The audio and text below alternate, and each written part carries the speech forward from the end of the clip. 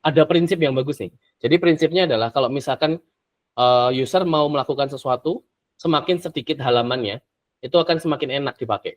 Karena kan dia nggak ribet pakainya.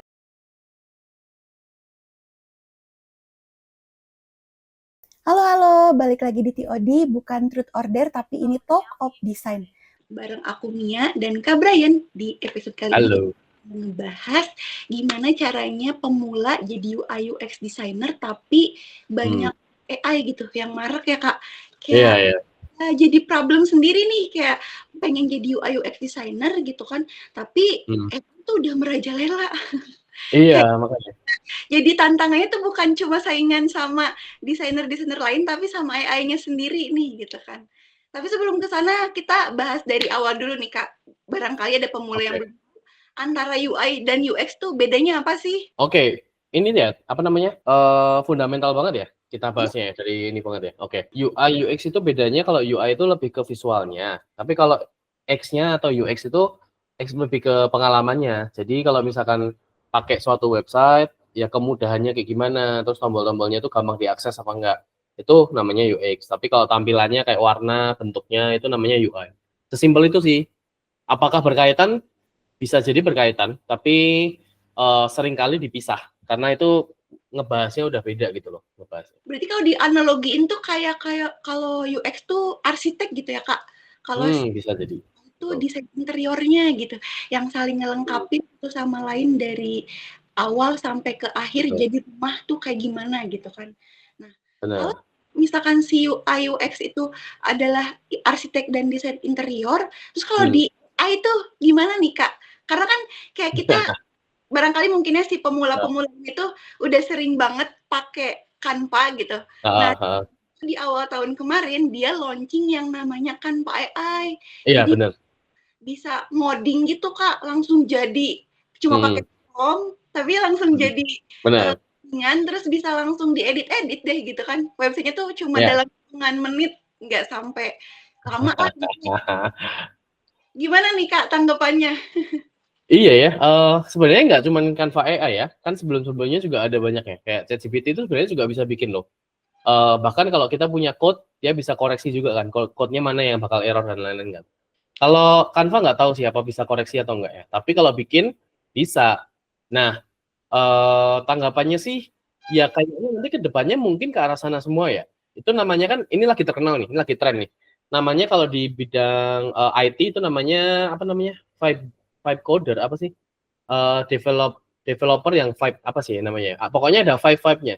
Vibe programmer atau vibe coder gitu. Jadi orang yang dia nge-code atau dia ngetik programnya dia itu bukan dengan kemampuannya dia, tapi dia tuh main prompt gitu, main prompt pakai AI. Itu namanya vibe coder apa vibe programming, nanti bisa di ini deh. Bisa cek aja, Nah, itu lagi terkenal juga tuh. Mungkin nanti ke depannya akan ke sana semua. Jadi programmer, developer tuh mungkin akan pakai AI ya supaya dia lebih cepat ya. Kan AI kan memang tools ya. Tapi kalau tentang UI UX-nya kayaknya memang ada banyak apa nih ya, kalau sekarang masih banyak kerugiannya ya atau apa ya, kejelekannya gitu. Karena kalau manusia itu ada prosesnya berpikirnya. Kalau dia kan cuma dikasih tahu satu hal doang yang mungkin konteksnya tuh nggak bisa kemana-mana gitu kan, ya nggak sih? Ya. Gitu jadi sih. agak ini nggak sih Kak, kayak tetap aja gitu kan kurang rasa human touch-nya gitu ya. Kalau human touch sebenarnya gini sih, itu bisa diperdebatkan sih. Karena kalau human touch itu sebenarnya adalah kalau kita lihat AI itu sebenarnya udah bagus kan, sebenarnya kan. Kayak nggak kayak bikinan AI gitu. Apalagi kalau cuma code doang gitu kan. Tapi kalau yang dimaksud adalah si manusia ini itu bisa ngedesain sesuai konteksnya tuh loh. Jadi kebutuhannya kayak gimana ya kan. Kalau cuma dengan prompt, takutnya dia nggak bisa masukin semua konteksnya dalam satu prompt itu. Kebayang ya maksudnya gitu. Karena si AI itu belum ini kali ya Kak, belum punya observasi secara mendalam tentang kebutuhan yang diinginkan gitu. Apalagi kan kita apa ya, nggak tahu gitu kan si AI itu kebutuhan dari customer atau mungkin apa ya, user yang menggunakannya itu seperti apa gitu kan ya. Nah iya, kalau banyak aku nggak pernah tahu ya apakah si AI ini bisa diajak mikir sejauh itu ya. Tapi Kayaknya sih di sana. Kalau manusia pasti punya pertimbangan yang lebih dalam gitu. Iya nggak sih? Iya sih. Pasti kalau manusia kayaknya satu hal yang membuat risih aja, duh ini gimana ya gitu. Jangan sampai kayak membuat risih semua orang gitu kan. Kayak Benar, kalau misalkan ngeganjel di satu hal doang gitu kan. benar, Kalau benar. kayaknya masih kadang AI itu masih kayak iya aja juga nggak sih Kak? Kayak apa yang kita minta iya gitu. Terus kayak apa yang kita minta pendapat menurut dia ya bagus-bagus aja gitu. Enggak serta-merta memberikan apa ya pendapat yang oh enggak nih menurut saya itu jelek gitu kan. Belum bisa Iya. kayak gitu. Iya sih, tapi itu nggak ada bedanya sama karyawan yang takut sama bosnya sebenarnya. Dia cuma iya-iyain doang. Iya, Antara tapi paham banget sih. Kak. Iya, iya. Iya benar. Yes man namanya. Kalau AI juga sama ya. Udah kayak gitu nih Kak, si Hmm. Canva AI udah dari masukin prompt sampai ke codingan gitu kan keluar hasilnya seperti apa, tapi itu tuh bisa ini nggak sih Kak, bisa kayak sesuai dengan apa yang kita inginkan dari teks ataupun gambar dan lain sebagainya itu bisa dieditkan kayak apa gimana? Kalau AI bisa kan dia bisa masukin foto juga kan. Jadi maunya masukin foto ini dan lain-lain gitu. Ya tapi balik lagi pasti generik ya kalau aku lihat ya. Karena aku udah lihat ada beberapa tutorial pakai AI yang Canva AI dan lain-lain itu kayaknya tetap generik sih. Maksudnya kalau manusia itu dia bisa bikin mood board-nya dulu. Jadi dia bisa pakai referensi sana sini. Kalau dia pasti dia pakai sesuatu yang udah pakem aja. Jadi ini kayaknya kebanyakan website pakainya ini nih gitu. Ya nggak sih? Dia jadinya kayak template gitu nggak sih Kak? Kayak mungkin Iya benar. Kakak pakai prompt yang beda gitu kan ya, Benar. keluarnya kayak gitu. Tapi aku juga pakai prompt yang beda, tapi keluarnya sama gitu. Itu bisa jadi Oh aja kan, iya. bisa jadi gitu karena Oh, sih iya betul. memang ya udah template yang apa ya, Hmm, yang dia punya tuh ya kayak gitu gitu. Secara generik tuh dikasih rata. benar. Benar. Iya Nah, sih benar sih. nah ada nggak sih Kak hal-hal yang perlu dipelajarin buat pemula buat jadi UI UX designer ini sebelum pakai Hmm. mungkin yang pakai AI juga gitu? Oke, interesting. Eh sebenarnya kalau UI UX itu dia apa namanya? UI-nya aja kali ya. Kalau yang UX-nya itu nanti masuknya ada nyerempet sedikit gitu di dalam UI-nya. Tapi kalau UI-nya sebenarnya dia apa namanya? Ilmunya mirip kayak desainer grafis sebenarnya karena dia kan mikirin grafis ya. Jadi seberapa bisa dibaca kayak gitu-gitu loh. Kayak fotonya apakah dia oke dipakai dan lain-lain kan, warnanya juga. Tapi prosesnya kalau UI UX itu beda. Jadi ada kayak wireframing, ada tes, terus Oh. ada tes ke usernya. Habis itu ada apa lagi ya? Kok GDP sih? Apa namanya? Kok GDP sih? Yang ini loh, yang dia pakai 5 orang, terus dia ngobrol bareng, brainstorming, ditanyain kira-kira ini maunya website, bukan maunya sih website yang baik itu kayak gimana, kayak gitu-gitu loh namanya. Oh, kayak quality control gitu ya, Kak? Tapi aku kurang tahu nih istilahnya apa.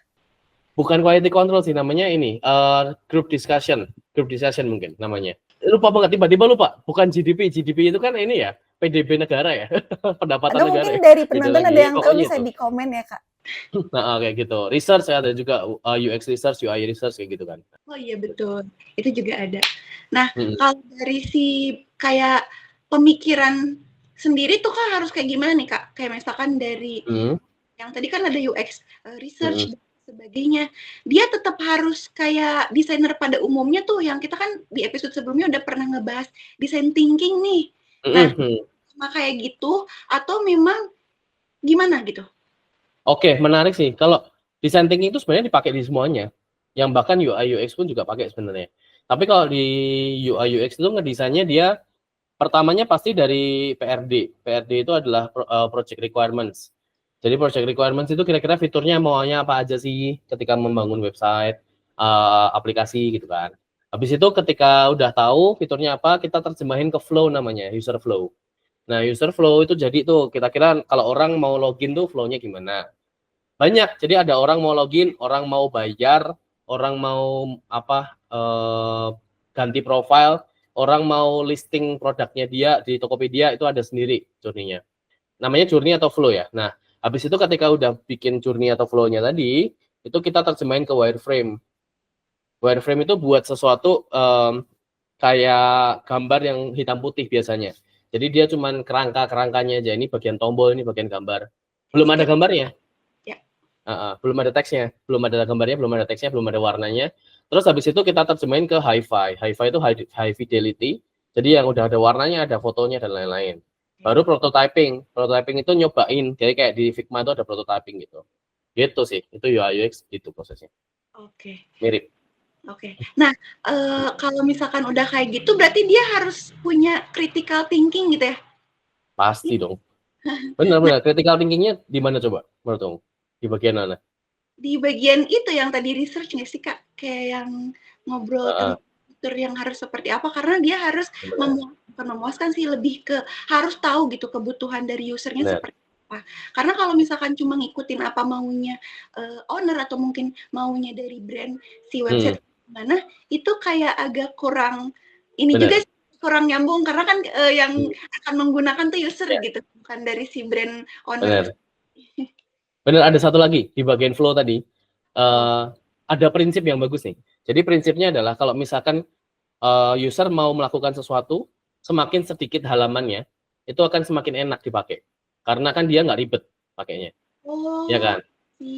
Nah, tapi kalau kita nggak kritis, kita nggak berpikir kritis, ya udah kita pakai prinsip itu mentah-mentah. Ya kan? Padahal bisa jadi itu nanti akan nge-violent itu bisa membahayakan di bagian entah itu nanti kredensial, keamanan dan lain sebagainya. Karena contohnya kayak gini ya, misalkan ketika pembayaran, kalau cuma 2 halaman doang tiba-tiba ditagih duitnya, dia nggak bisa ngecek lagi apa pesanannya dan lain-lain, nanti jadinya dia bisa membayar untuk sesuatu yang mungkin dia nggak beli. Jadi kepencet kah atau apa gitu. Nah, berarti kalau yang kayak gitu enggak ini dong, berarti prinsipnya bukan lebih sedikit halaman lebih baik dong. Prinsipnya ditambahin dong, lebih sedikit halaman lebih baik plus aman nggak buat dia gitu. Jadi kan kayak kritisnya di sana, ngerti paham ya maksudnya? Gitu. Aku jadi kepikiran sama website-website yang beberapa tahun lalu gitu ya pernah sempat jadi ikut terjun di projectnya. Kayak kenapa sih si project manager tuh suka nyuruh buat tolong dong one page. Aku tuh sampai sekarang ngerti. Nah sekarang aku menemukan jawabannya gitu. Oh ternyata tuh. Benar. Gitu sih. Aku kudu kritis nih teman-teman. Karena kayak kebanyakan website yang aku temuin juga yang bagus-bagus gitu ya Kak. Kayak rata-rata. Ini deh contohnya kayak coffee yang lagi hits. Kayak mereka kan pasti punya websitenya tuh. Ketika aku ngecek tuh mereka cuma punya one page gitu Kak. Kayak kenapa sih kok sih? Gitu. Tapi ternyata pas setelah diklik by apa ya, bukan by menu sih, lebih ke beberapa bagian dari setiap sectionnya tuh mereka punya halaman tersendiri gitu. Jadi memang sengaja di one page, tapi ketika kita pengen tahu lebih dalam, ketika diklik tuh masuk ke lebih dalamnya lagi gitu.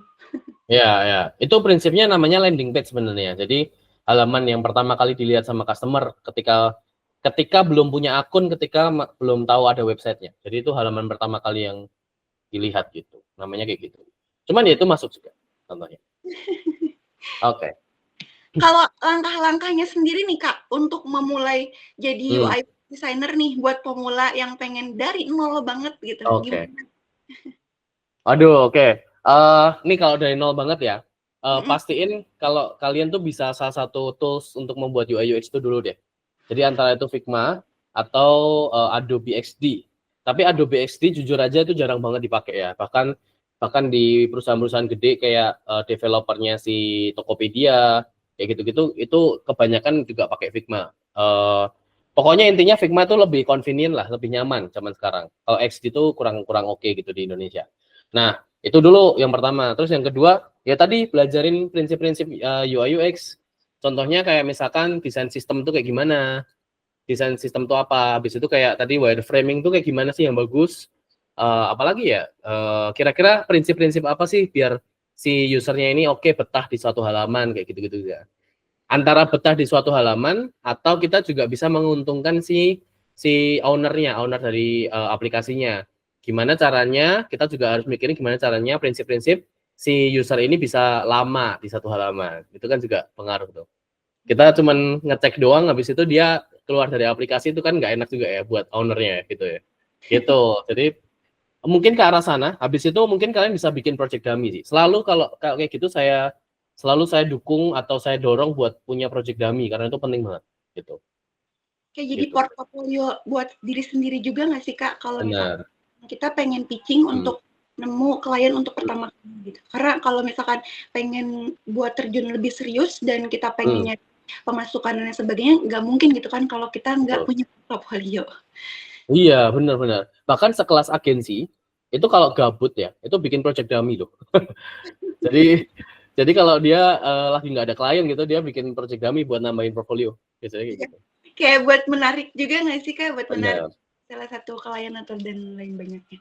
Nih kalau misalkan ada yang nanya nih, Kak, gimana kan kita udah dijelasin tuh dari awal UI UX tuh apa, terus kayak dari kebanyakan AI yang mempermudah sampai gimana caranya tahap-tahapan buat jadi UI UX designer buat pemula. Nah, misalkan ada yang nanya, ada nggak sih di sekolah desain tuh kelas yang cocok untuk itu gitu? Karena mereka benar-benar banget nih berangkatnya.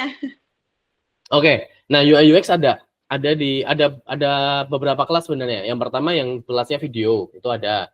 Jadi kalian bisa cari aja di websitenya sekolahdesain.id.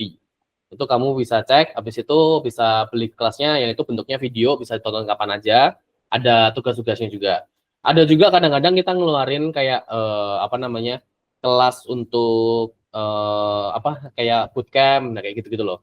Jadi nanti kadang-kadang kita ada kelas bareng-bareng, nanti ada workshopnya juga, diajarin juga kayak gitu. Yang ini ada sih, mumpung kita ada juga kelas, yaitu buat kalian yang juga pengguna Canva, itu bisa ikutan nih, gitu. Bisa ikutan kelas bootcamp yang akan ngajarin supaya kalian bisa pakai Figma. Itu dulu. Tadi kan ada supaya kamu bisa pakai toolsnya, gitu kan. Nah, bisa masuk ke Figma dulu nih. Paling nggak bisa tahu caranya pakai Figma, baru nanti UI UX-nya kalian bisa belajar lebih lanjutnya kayak gitu. Terus ada lagi satu lagi nih. Sekolah desain itu sebenarnya diam-diam itu ada beberapa private class. Jadi kalau kalian mau private class, itu juga bisa minta sama adminnya. Nanti kita akan arahin ke mentor yang tepat gitu untuk private class. Wih, keren banget. Kayak banget gak sih, tinggal dipilih sesuai kebutuhan mana yang mau dicoba gitu kan. Barangkali kita juga punya kesibukan lain gitu. Kayak pengen yang lebih fleksibel, ada tuh cuma untuk video materi gitu. Atau mungkin memang yang, aduh aku pengennya yang private gitu, yang pengen ketemu mentornya langsung gitu, ada yang lebih spesifik. Disesuaikan sama kebutuhan aja. Iya, benar. Oke. Mungkin sampai di sini aja. Di closing ada take away-nya dulu nggak nih, Kak, di episode kali ini? Oke. Take away-nya, kalau aku biasanya gambaran gedenya aja.